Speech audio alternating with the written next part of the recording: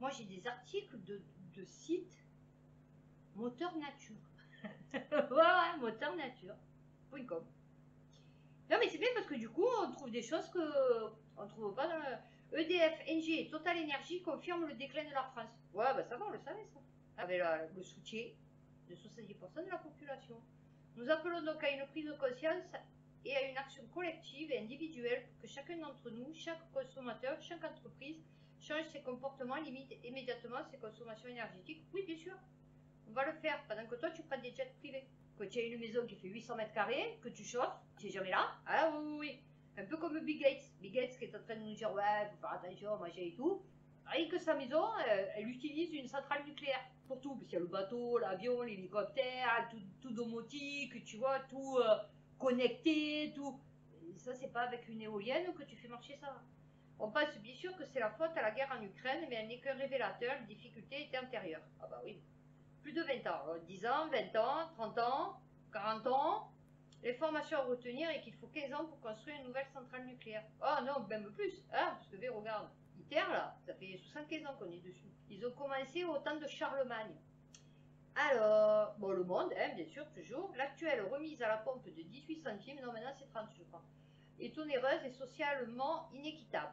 Ah, parce que moi, que j'avais pas le droit d'aller à l'hôpital, boire un coup ou aller me faire une toile, ça, c'était pas inéquitable. Hein? Eh ouais, non. Le physicien Jean-Philippe Bouchot. Je sais pas ce que le physicien vient foutre là-dedans. C'est pas Miguel, c'est Michael. Au lieu, Barton propose un système de taxes modulées en fonction des revenus. Alors ça, tu peux le faire que si tu as un truc de surveillance à la chinoise, ce qu'ils veulent le faire. Hein? Afin de contrer la crise économique et sociale, mais eux, ils l'auront pas. Il est urgent d'imaginer des mesures originales et innovantes. La remise à la pompe actuelle, 20 millions d'euros par jour. Je sais pas. Ouais, les tests, ça nous a coûté combien? On aurait pu construire 20, 30, 40 hôpitaux. Ils se sont fait sodomiser le nez, les Français, à plusieurs reprises. Ah, avec plaisir et en train. En attendant de se faire sodomiser autre chose. Mais aussi inefficace sur le plan social, puisque tout le monde a bénéficié. Ouais. Parce que maintenant, équitable, c'est devenu inéquitable. Vous comprenez? Retraite. Les députés suppriment l'augmentation de 500 millions des pensions. Bien fait. La dépêche.fr. Retraite, les députés. Alors, les députés sont revenus l'année dernière sur la revalorisation supplémentaire des 500 millions d'euros pour les pensions de retraite approuvées quelques heures plus tôt. Alors, ils avaient dit, ouais, la majorité, nous, la NUPS. Hein? Ah ouais, mais c'était tard. 1h du matin. Ah ouais, trop tard. Payer 15 000 euros par mois avec tous les avantages. Lors d'une seconde délibération, alors voté par 224 voix contre et 121 en fin d'examen du projet de budget rectifié pour 2022, a annulé le précédent adopté contre la volonté du gouvernement, donnant lieu à de virulents échanges entre le ministre de la faillite Bruno Le Maire et les députés de la NUPS et du RN. Les élus LR l'ayant soutenu. 186 voix pour contre 180. Il prévoyait P-R-E-V-O-I-Y. Ah ouais.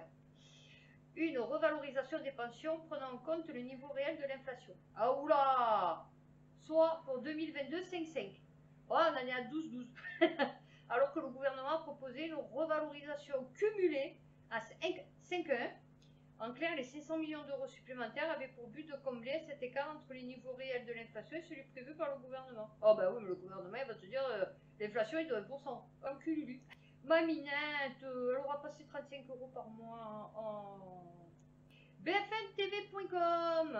La SACEM réclame des droits d'auteur aux propriétaires de locations saisonnières. Reçoivent actuellement des courriers de la SACEM, leur réclament 223 euros par an. Et ce n'est pas une arnaque. Alors, qu'est-ce qu'ils veulent? Les droits d'auteur.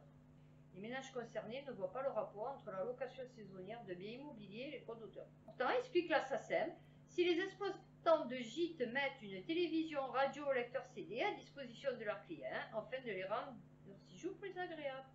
Eh ouais, donc tu payes. Que risquent les propriétaires? Le Parisien précise que la SACEM leur enverra une lettre de relance de mise en conformité juridique si le paiement n'est toujours pas effectué. Les propriétaires risquent une amende pouvant aller jusqu'à 300 000 euros pour écouter du Joule.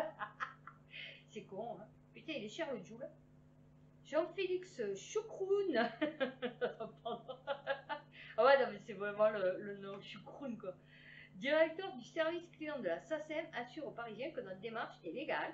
Elle répond à une mission d'intérêt général, oui, inscrite dans le Code de la propriété intellectuelle, dès lors que des œuvres protégées sont diffusées de manière directe ou enregistrées dans des locaux proposés au commerce comme les locations saisonnières. Il y a un acte de communication au public soumis à droit d'auteur. Alors, cela représente 105 à 110 jours de location en moyenne par an. Ça revient à 2 € par jour. Ça reste raisonnable. Ah oui, pour le côté du Joule, oui. 2 €, ça reste raisonnable. Estime le représentant, et si l'hébergeur se fait connaître de lui-même et contractualise en ligne, il bénéficiera d'une remise de 20% chaque année. Ouais, une petite remise. Et attention, car la SACEM peut contrôler des contrôles, peut réaliser des contrôles. Jean-Félix, ça va pas du tout avec, quoi. Jean-Félix, c'est Choucroune.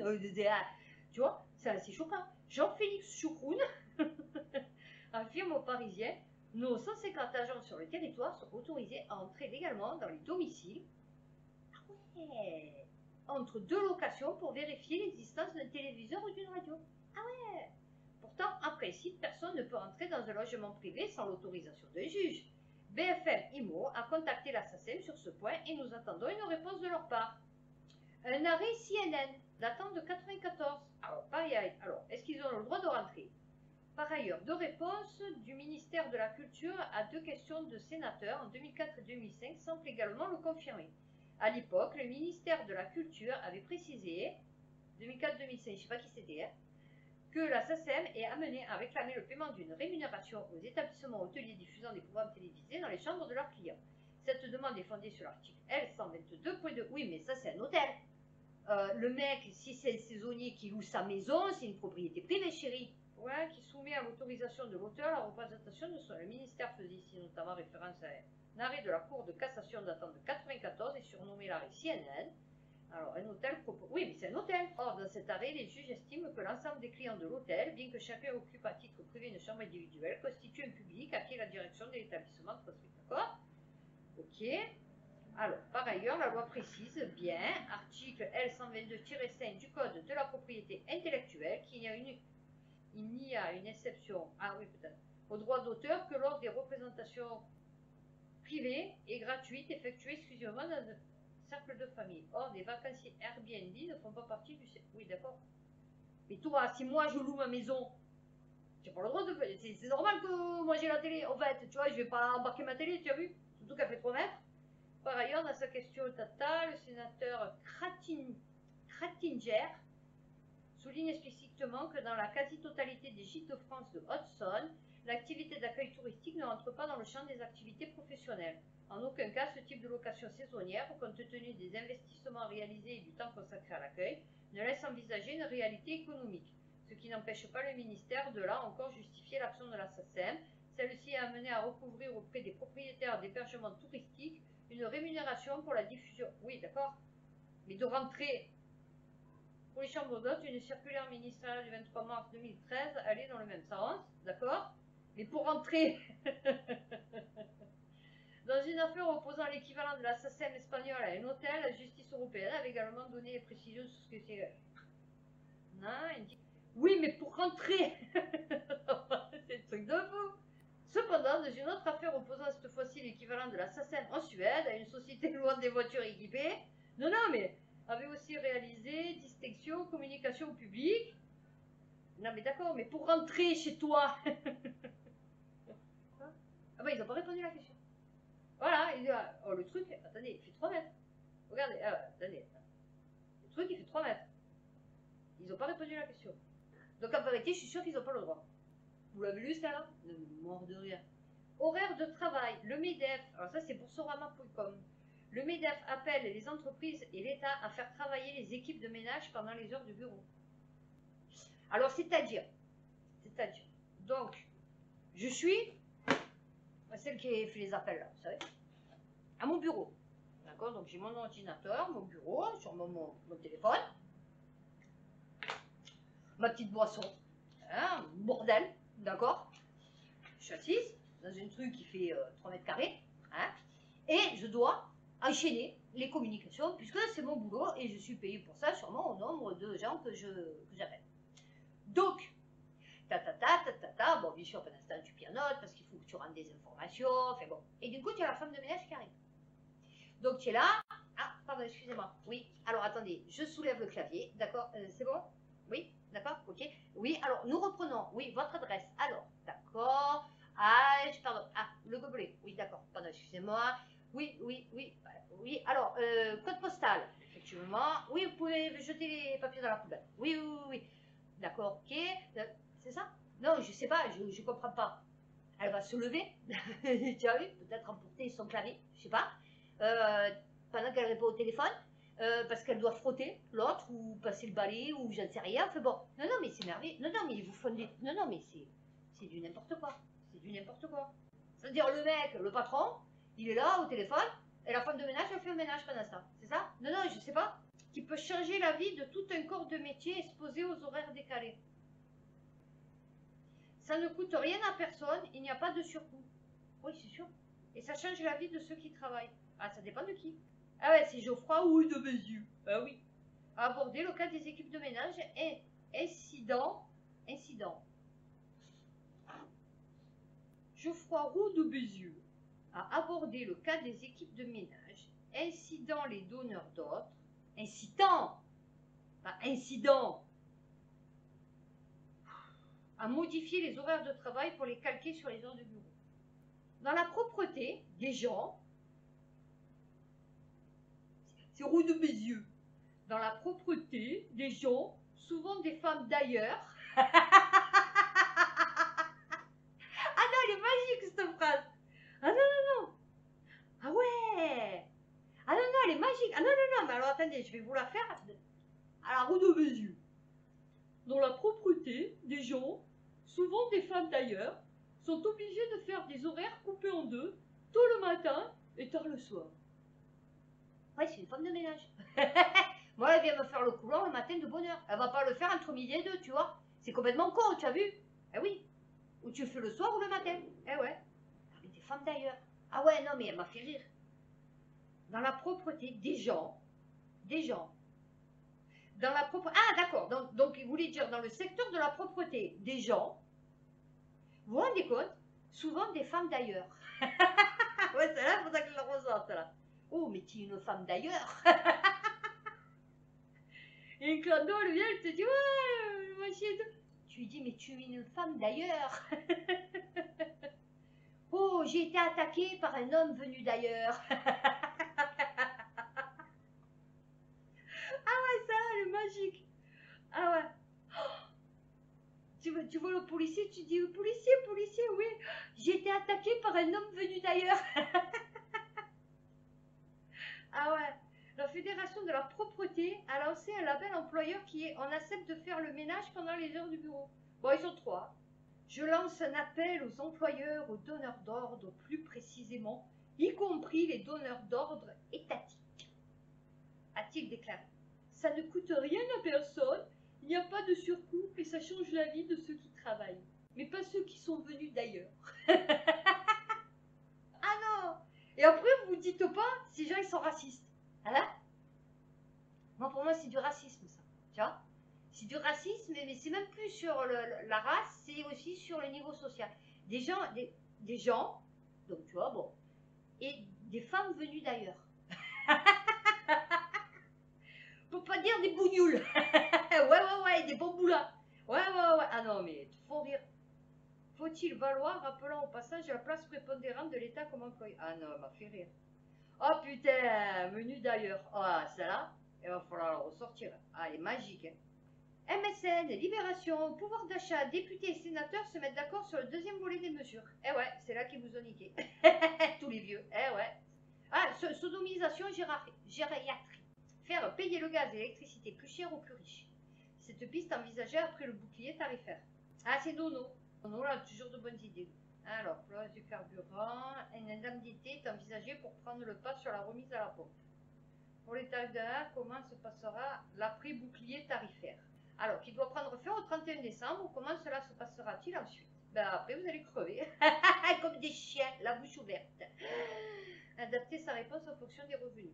Comment soit cibler ceux qui en ont le plus besoin. On le fait sur le carburant. Oh merde, moi j'ai qu'un scooter. Putain, en tout cas, c'est bien les scooters. Hein. Vous payez pas cher. Moi, avec 20 euros, j'ai fait le play. Je fais une semaine. Aller-retour à mon travail. Ça va, hein, 20 euros en une semaine, c'est pas cher. Hein. Ah, si je prends la voiture. Alors, la veille, Elisabeth Borne avait déjà, avec l'assurance, tout risque, 0 kilométrage, c'est 4 euros par mois. Alors qu'à la voiture, 40 euros, et j'avais responsabilité civile et j'allais me le faire foutre si j'avais un accident. La veille, Elisabeth Borne avait déjà abordé la question. Il faut passer de mécanismes généraux à des mécanismes plus ciblés. Eh ouais. Vous allez avoir une cible. Ils vont réussir à tirer la seringue de Pfizer et en même temps, donnez pépettes. ouais, t'es ciblé. Ouais, c'est toi. Alors, les Français ont vu zéro augmentation. Concernant l'électricité, elle aurait dû augmenter de 35%. Le prix du gaz aurait dû augmenter de 50%. Ah ben, tu vas voir. Le bouclier sera maintenu en intégralité jusqu'au 31 décembre. Ah, le 1er janvier, ça va être la fête. Hein. Mais à partir du 1er janvier, en fonction des prix de l'électricité et du gaz, il faudra faire passer un certain nombre de hausses en fonction du niveau de revenu. Bien, c'est bien. Vous allez commencer à lâcher. Vous allez voir ça, vous faire tout drôle. Ah ouais, les bobos là, écolo. L'autre avait son Audi TT qui croit que les vaches elles font du lait toute leur vie et que Poutine il devait crever il y a 3 mois. Ah ouais. La guerre devait s'arrêter, l'Ukraine elle devait gagner. Ouais, putain. Ouais, on l'a vu. Et bien la chérie, elle allait nous sauver. Débrancher le wifi. Ouais, quand j'ai entendu ça, j'étais mort de rire. BFM Techno Eco. Est-il utile pour économiser de l'énergie comme l'explique Olivier Véran? Une infection. Ah ben déjà que son explication sur une infection, c'était compliqué. Alors là, avant de partir en week-end ou en vacances. Ouais, mais ça, tu parles aux gens qui partent en vacances en fait. Qui ont encore les sous pour partir en vacances. Non, mais c'est bien parce que c'est comme la réclame pour le Nutella ou les Kinder Bueno, ou, vous voyez, le Pip Shit. Vous savez que quand vous passez devant, ça. Ah, vous avez vu l'appartement? C'est-à-dire, ça salle à manger, ça fait mon appartement. Tu vois, voilà. Alors, pour mesurer les effets de différents appareils numériques à l'Agence de l'environnement, alors, l'usage actuel des Français dans l'Hexagone, la consommation électrique des foyers représente 33% de la consommation électrique nationale. Alors, un foyer consomme en moyenne 4792 kW par an. D'accord. 2% de la consommation électrique du foyer. 2%. Alors, une box consomme en moyenne 97 kWh par an. Soit 2%. C'est-à-dire, sur l'année, tu payes 20 euros. Et tu vas débrancher. Oula, quelle économie. C'est fou. Si un ménage venait à débrancher sa box chaque week-end, ainsi que pendant 5 semaines de vacances, mais qui c'est qui prend 5 semaines de vacances? Ah, il rigole. 139 jours au total, l'économie en énergie serait ainsi de 37 kW, soit 0,8% de sa consommation annuelle en énergie. Bon, le mec, il a usé une page pour nous expliquer ça. 0,8% de sa consommation. L'ADEME estime qu'au total, ces appareils catégorisés en multimédia et informatique représentent 13,5% de la consommation électrique des ménages. En reprenant le ratio de 33% de la consommation, ces appareils sont ici responsables de 4,5% de l'électricité consommée. Ils sont responsables, attention. Mais le mec, il veut faire tout numérique. Tu veux quoi en fait à la base? On fait quoi alors? On fait quoi? Non, mais je sais pas. Le mec, il veut que ce soit tout numérique, tout connecté, tout pour ordinateur, tout. Et tu viens nous expliquer que on est responsable de 4,5% de l'électricité consommée dans le pays. C'est quoi ton délire? Responsable de quoi? On est responsable de rien du tout, nous. Ton problème, en fait. Ça serait responsable. Parce qu'il y a tout qui est responsable maintenant.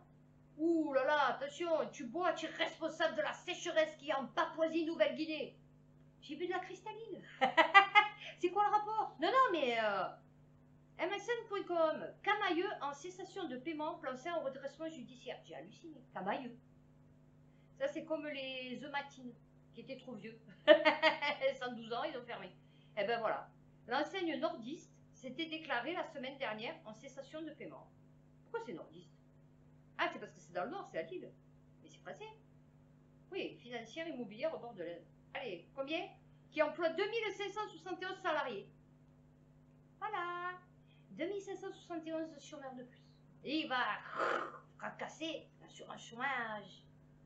Cette décision doit permettre à Camailleux, marque historique du textile français, ah ben voilà, c'est pour ça. Alors dans un communiqué, le groupe Hermione People and Brands, la division distribution de la FIB, c'est pas le FBI, c'est la FIB, de l'homme d'affaires bordelais Michel Ohaillon, plombé notamment par des impayés de loyer, et sans précédent dû à la crise Covid. Non, non, non, au confinement répété, voilà. Non, c'est pas la crise Covid, c'est au confinement répété. Ouais, ouais. Et la désorganisation du transport mondial. Ah ouais, oh là là, c'est chinois. Hein. HPB cite aussi une cyberattaque d'une ampleur exceptionnelle ainsi que les conséquences de la guerre. Et l'augmentation du prix, ouais, tout quoi. Ouais, ouais, ouais. C'est-à-dire le soleil, il a pris 3 minutes, tu vois. Enfin, il a perdu 3 minutes, c'est à cause de ça, tu vois. Déjà largement fragilisé par cette succession. Oh, un nuage. Ouais, ouais, voilà. Depuis le 30 juin dernier, à l'arrêt de la Cour de cassation, refusant aux commerçants le droit de demander une baisse de leur loyer pour la période Covid. Ben c'est bien, le truc historique. Voilà ce que je vous disais. On est pris en otage, BFM avec RMC. Un directeur de parc d'attraction écœuré par les demandes des saisonniers. Non, non, mais celle-là, il va falloir qu'on s'arrête 2 minutes dessus. Vous allez voir le mec comme c'est fou furieux. Non, non, mais c'est pour ça que la France est dans cet état. Moi, je vous le dis. C'est vraiment hallucinant. Écoutez bien cet article. Il vient d'un autre monde.